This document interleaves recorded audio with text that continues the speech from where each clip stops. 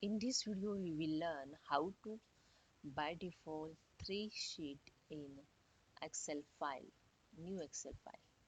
Whenever you open the new Excel file, you can see the only one sheet.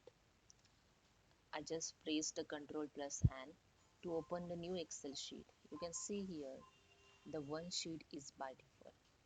If you want to add more than one sheet by default, you can change it in Excel. Just click on the File tab, click on the More, click on the option.